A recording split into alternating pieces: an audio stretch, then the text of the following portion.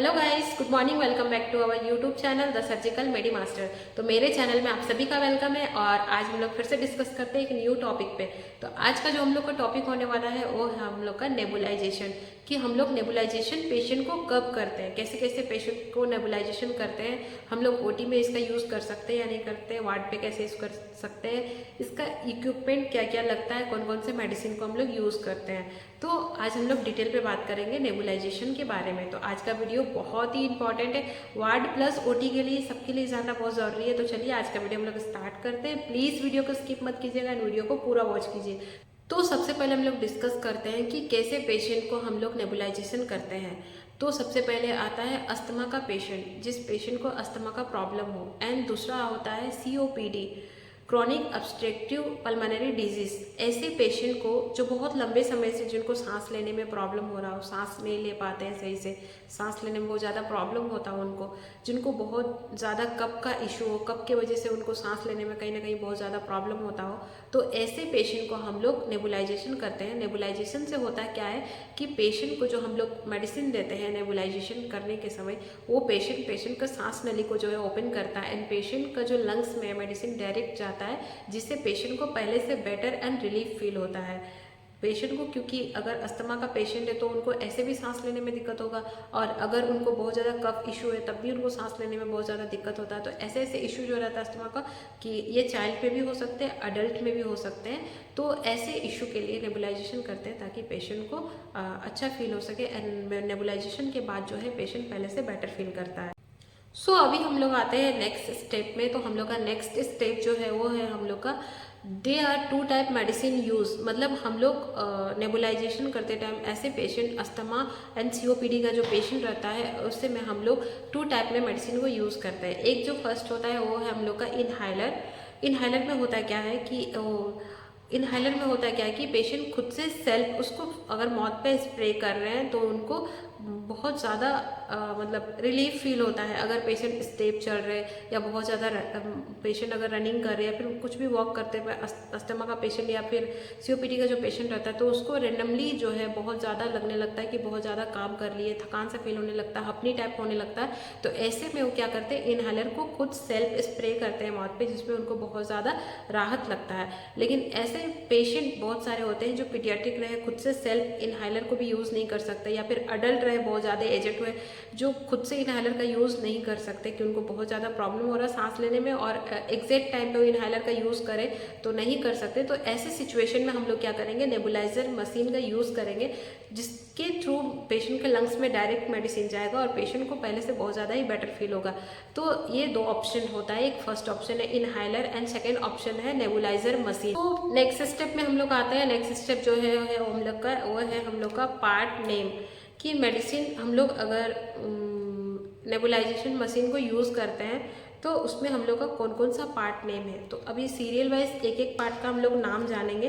तो सबसे पहले जो हम लोग का होता है, हम लोग का सबसे पहले है मास्क। ये हो गया हम लोग का ऑक्सीजन मास्क। ये मास्क ये हम लोग के पेशेंट के फेस पे लगाना होता है, और पेशेंट को ये जो होता है इससे टाइट करके अच्छे से लगाना होता है, कवर करना पड़ता है पेशेंट के फेस को अच्छे से, नोज को, ताकि जो हम लोग नेबुलाइजेशन में जो ड्रग देंगे वो बाहर ना आए, उसका जो स्टीम है वो अच्छे से पेशेंट के लंग्स तक पहुँचे, मेडिसिन जो है पेशेंट के लंग्स तक सही से पहुँच सके। अगर इसका स्टीम बहुत ज़्यादा ही बाहर आएगा तो पेशेंट का अंदर तक नहीं जा पाएगा, इसलिए पेशेंट को इस टाइम पे मुंह खोल के भी सांस लेने के लिए बोला जाता है, ताकि पेशेंट ड्रग को अच्छे से ले सके। तो ये हो गया हम लोग का ऑक्सीजन मास्क, फेस मास्क, जो पेशेंट के नोज पे अच्छे से इसको कवर करके लगाते हैं। सेकंड हो गया वो है हम लोग का ट्यूबिंग पाइप। ये हो गया हम लोग का ट्यूबिंग पाइप, जो इसका वन साइडेड हम लोग कनेक्ट करते हैं, इसका वन साइडेड कनेक्ट करेंगे हम लोग इस पे, और सेकेंड साइडेड जो होता है वो हम लोग का कनेक्टेड जाएगा मशीन पे। मशीन पे कहाँ कनेक्ट होना है वो भी अभी बता देंगे। तो ये सेकेंड पाइप हम लोग का मशीन में कनेक्ट होता है, फर्स्ट जो लाइन रहेगा वो हम लोग का इस पे कनेक्ट रहता है। एंड थर्ड हो गया हम लोग का वो है हम लोग का मेडिसिन चैम्बर।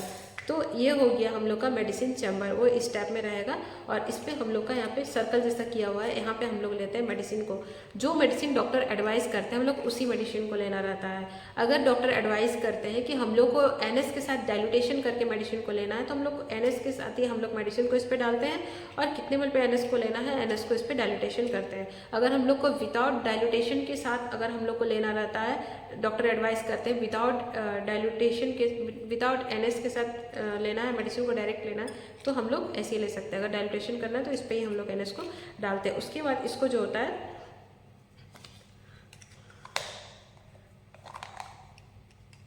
मेडिसिन लेने के बाद इसको इसमें नॉक करते हैं। नॉक करने के बाद ये डायरेक्ट हम लोग का इस पर नॉक होता है। ये हम लोग का मेडिसिन चैम्बर हो गया। ये हम लोग का हो गया ऑक्सीजन मास्क, ये हो गया हम लोग का मेडिसिन चैम्बर एंड थर्ड हो गया हम लोग का ट्यूबिंग पाइप। तो ये 3 होता है जो हम लोग डिटैच कर सकते हैं मशीन से। और अभी हम लोग को अटैच कैसे करना है मशीन पे, ये हम लोग अभी देखेंगे कि मशीन के साथ इसको हम लोग कैसे कनेक्ट करते हैं। एंड नेक्स्ट पॉइंट पे आते हैं कि हम लोग मेडिसिन अब कौन कौन सा यूज़ करते हैं, कि मेडिसिन चैम्बर में हम लोग कौन कौन सा मेडिसिन को यूज़ कर सकते हैं। तो सबसे पहला मेडिसिन जो आता है वो हम लोग का है एल्ब्यूटेरॉल, और सेकंड जो आता है वो हम लोग का है लेवाब्यूटेरॉल, एंड थर्ड जो हम लोग का आता है वो है बुटासोनाइड। तो ये 3 टाइप का मेडिसिन है जो पेशेंट को अस्थमा के टाइम या सांस लेने में प्रॉब्लम हो रहा तब, या फिर पेशेंट के लंग्स में सूजन हो गया तब डॉक्टर एडवाइस करते हैं कि इस मेडिसिन को पेशेंट को देना है। तो उसी मेडिसिन को NS के साथ डाइल्यूटेशन करना है या विदाउट NS के साथ डाइल्यूटेशन करना है, उसके साथ डाइल्यूटेशन करके फिर पेशेंट को हम लोग नेबुलाइजेशन में इस मेडिसिन का यूज़ करते हैं। तो ये सब मेडिसिन हो गया पेशेंट का। तो सबसे पहले ये हो गया हम लोग का नेबुलाइजेशन मशीन जो हम लोग का इस टाइप का रहता है, और ये हो गया हम लोग का यूरोमेड कंपनी का है। तो ये हो गया। अभी सबसे पहले जो इसमें होता है 3 चीज़ एकदम कॉमन होता है। तो ये सबसे पहले होता है हम लोग का मेन हो गया जो हम लोग का पावर स्विच है। ये हम लोग का पावर स्विच बटन जो होता है ये हम लोग का मशीन के ऊपर भी रहता है और हम लोग का बहुत सारे मशीन में होता है। ये हम लोग का मशीन के पीछे भी होता है, मशीन के साइड में या पीछे भी होता है। तो ये दो चीज़ जो है एकदम कॉमन होता है। उसके बाद हो गया ये दूसरा जो हम लोग का केबल है, मेन केबल है। ये केबल जो हम लोग का होता है ये हम लोग का इलेक्ट्रिकल कोड से हम लोग का अटैच होता है, कि हम लोग इलेक्ट्रिकल बोर्ड जो हम लोग का है उस पर हम लोग इसको अटैच करते हैं। तो ये हो गया। उसके बाद हम लोग का दूसरा जो है वो हम लोग का है एंड सेकेंड हो गया सेकेंड आउटलेट जो हम लोग का है, जिसमें हम लोग का है ट्यूबिंग प्लेट कनेक्ट। तो ये हम लोग का हो गया ट्यूबिंग प्लेट कनेक्ट होगा हम लोग का। इसमें हम लोग का ये जो ट्यूबिंग पाइप है, इसका जो हम लोग ट्यूबिंग पाइप है इसका हम लोग का जो है कनेक्ट, ये हम लोग का यहाँ पे इस टाइप में कनेक्ट होगा, जिससे हम लोग का एयर कंप्रेस जो है बाहर निकल कर हम लोग का मेडिसिन जो है मेडिसिन चैम्बर तक पहुँचेगा। तो ये होगा हम लोग का ट्यूबिंग पाइप का काम। एंड थर्ड जो होता है हम लोग का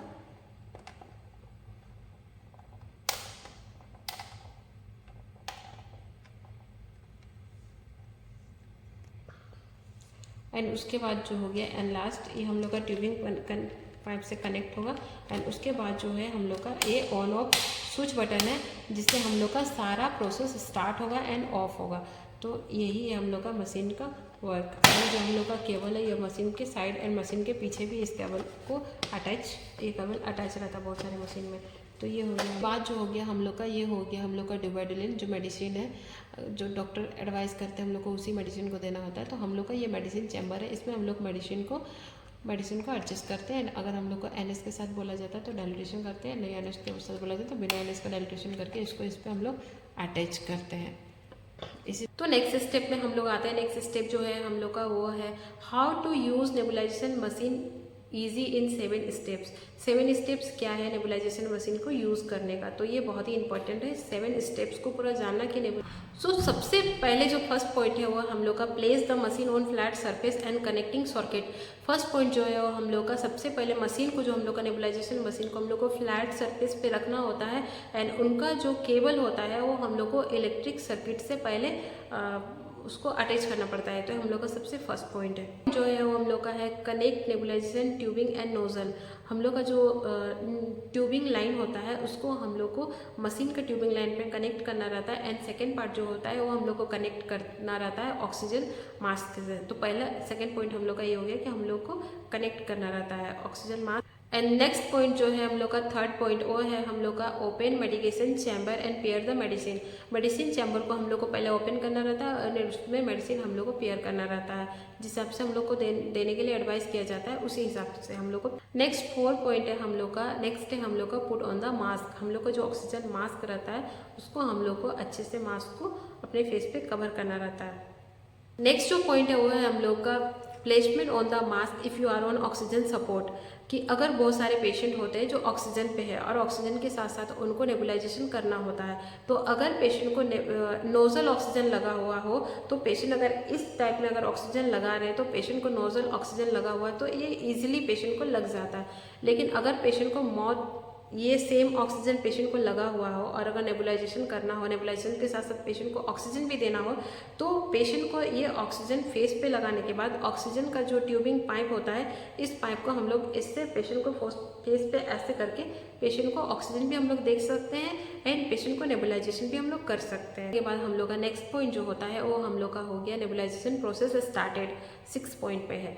तो ये हम लोग का उसके बाद इतना सारा मेडिसिन सब एडजस्ट करने के बाद हम लोग को हम नेबुलाइजेशन प्रोसेस को जो स्टार्ट करना रहता है। एंड उसके बाद जो हम लोग का नेक्स्ट पॉइंट है वो हम लोग का removing the assembly site and storage. हम लोग का नेबुलाइजेशन जो मशीन होता है उसको हम लोग को अच्छे से रिमूव करके हम लोग को अच्छे से स्टोर करना पड़ता है, अच्छे से रखना पड़ता है, ताकि इसमें कोई तरह का भी डस्ट ये ना हो, ताकि हम लोग नेक्स्ट पेशेंट को दे तो पेशेंट भी ठीक रहे। और हम लोग का ऑक्सीजन जो मास्क रहता है ये हम लोग का चेंज होता है, क्योंकि हम लोग एक पेशेंट से दूसरे पेशेंट को सेम ऑक्सीजन मास्क नहीं दे सकते। तो ये हो गया हम लोग का 7 easy steps, how to nebulization in 7 easy steps. ये हम लोग का 7 इजी स्टेप्स है जो हम लोग नेबुलाइजेशन में पेशेंट को यूज़ करते हैं। तो आई होप कि आज का वीडियो बहुत ही इंटरेस्टिंग था एंड आप लोग समझ गए होंगे कि नेबुलाइजेशन पेशेंट को कैसे करते हैं, कैसे नहीं करते हैं, इसका क्या रूल्स है, कैसे करते हैं, ड्रग कौन सा देते हैं। तो आई होप कि आज का वीडियो बहुत ही ज़्यादा इंटरेस्टिंग था। तो प्लीज़ आज का वीडियो आप लोग अगर अच्छा लगे तो वीडियो को प्लीज़ लाइक एंड सपोर्ट कीजिए, ताकि नेक्स्ट वीडियो में जल्दी ही पोस्ट कर पाऊँ। एंड वीडियो को प्लीज़ बहुत ज़्यादा सपोर्ट दीजिए ताकि मैं नेक्स्ट वीडियो जल्दी अपलोड कर पाऊँ। तब तक के लिए मिलते हैं नेक्स्ट वीडियो में। अगर आप लोग को और भी कुछ अदर टॉपिक चाहिए तो आप लोग प्लीज़ मेरे कमेंट सेक्शन में कमेंट कीजिए, ताकि मैं उसी टॉपिक के रिगार्डिंग वीडियोस बनाऊं।